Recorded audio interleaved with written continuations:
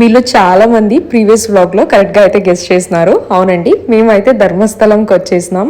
And నేను టెంపుల్కి అంటే దర్శనంకి వేసుకుంటున్న సారీ అయితే నా పెళ్లి చూపుల చీర అండి. ఎప్పుడు సింపుల్గా రెడీ అయిపోయి ఇంకా దర్శనంకి బయలుదేరుదామని నేను మా హస్బెండ్ అయితే బయలుదేరినాం. యాక్చువల్గా లాస్ట్ 3 years నుంచి కార్తీక మాసంలో నేను ఏదో ఒక పుణ్యక్షేత్రంకి అయితే వెళ్తూ ఉన్నా. అంటే అట్లా అయిపోతుంది అంతే. లాస్ట్ 2 years అరుణాచలంకి పోయినా, ఇప్పుడైతే ధర్మస్థలం.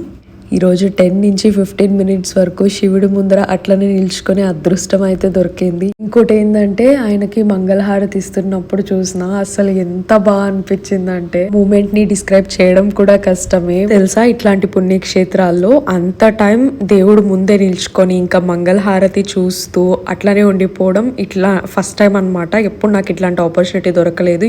ఇప్పుడైతే మంచిగా అక్కడే మేము ప్రసాదం తిన్నాం. రైస్, రసం, సాంబార్, ఇంకొక స్వీట్ పెట్టినారు. చాలా బాగుంది. వేడివేడిగా పెట్టినారు. పొట్ట కంప్లీట్ గా ఫుల్ అయిపోయింది. ఇంకా మేమైతే ఉంటున్న స్టేకి బయలుదేరినాం.